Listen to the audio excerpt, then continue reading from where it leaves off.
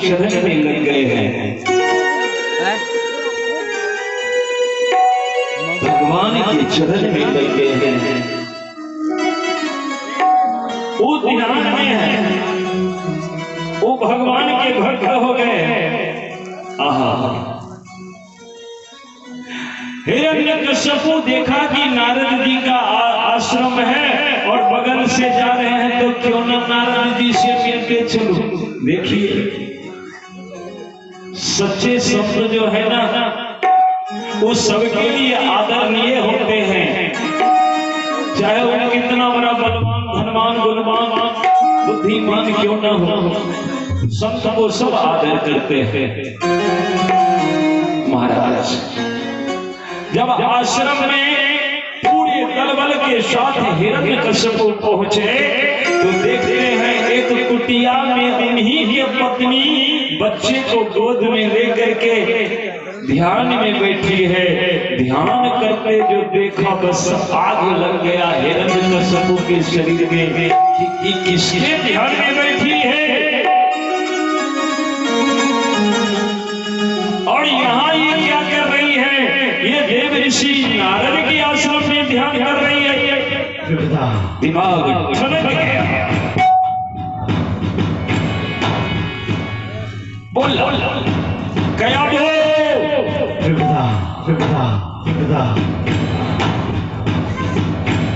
अरे हो क्या दो थी। आंखें खुली, क्या दो बच्चे को संभालते हुए दौड़ करके आई, हाथ बढ़ा करके पतिदेव के चरण में प्रणाम करती है। तो हिरण्यकश्यप को सबसे पहले पूछा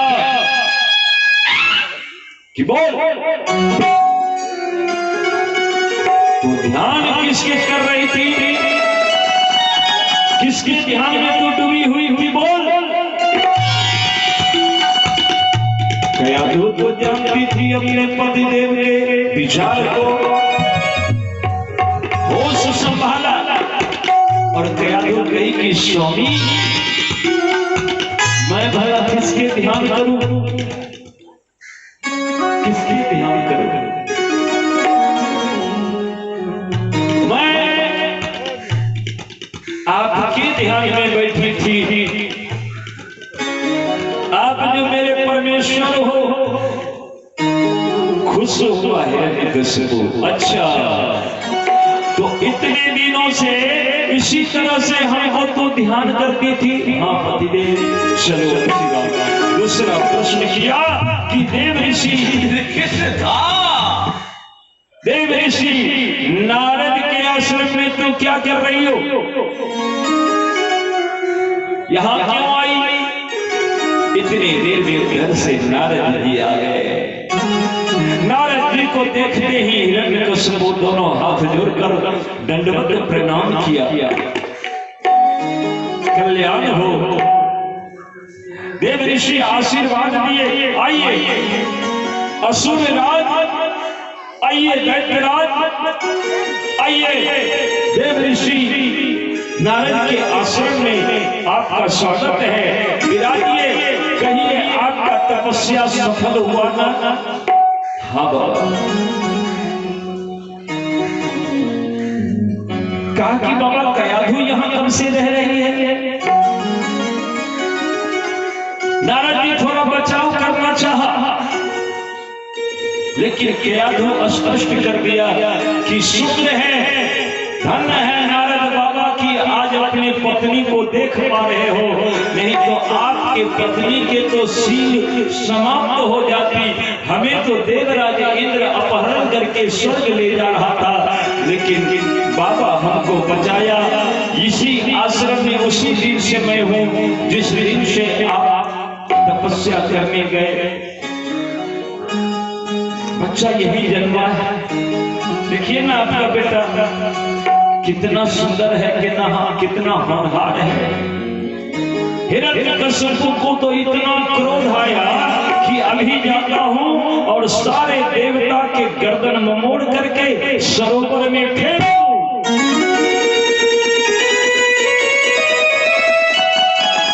लेकिन देव ऋषि नारद के आश्रम में है, इसीलिए थोड़ा शांत है। नारद जी से कहते बाबा, देवराज इंद्र ने जो अन्याय किया है, जो पाप किया है, उसका फल उसे तो भोगना पड़ेगा। लेकिन मैं आपसे प्रार्थना करता हूँ कि अब हमारे बच्चे, हमारी पत्नी को हमारे साथ जाने के आज्ञा दें। देव ऋषि के जैसी आपकी इच्छा। सारे सत्कार करने के बाद कयाधु को आज्ञा दिया, जाओ अपने पति के साथ। तो चली जा रही है, अपन चले राम रघुराई,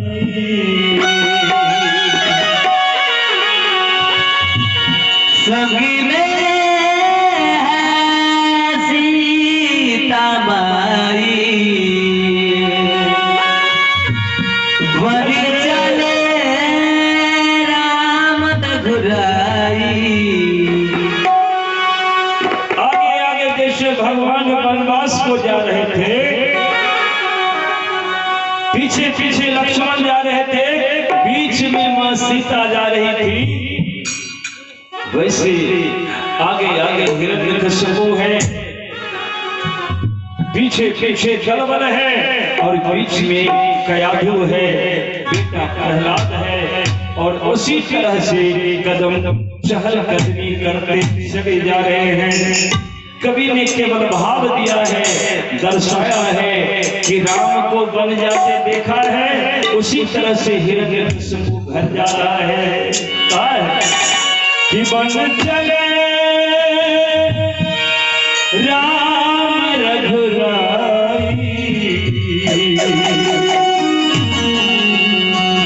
असंग में है लक्ष्मण भाई, आना जा जनक की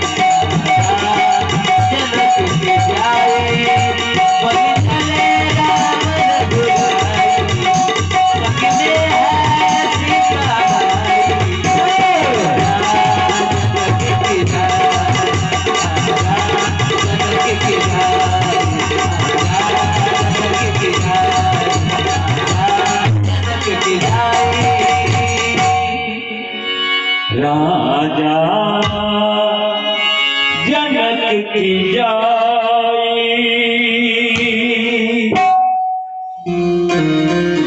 अपने पति के कदम से कदम मिला करके चली जा रही है। हिरण्यकश्यप दरबार लगाया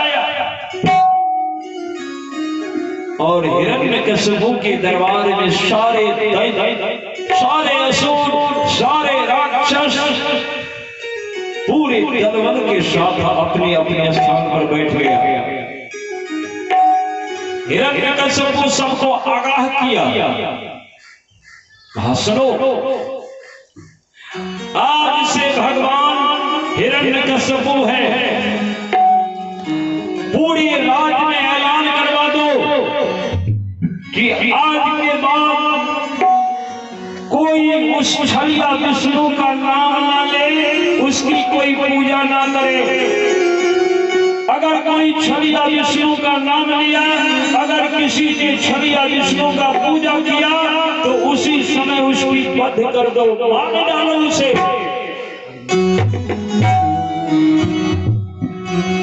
सबको समझाओ कि भगवान हिरण्यकश्यप हैं, उनसे बलवान दुनिया में कोई नहीं है। घर घर में हमारी पूजा होनी चाहिए, घर घर में मेरे नाम का कीर्तन होना चाहिए, घर घर में मेरे नाम का भजन होना चाहिए।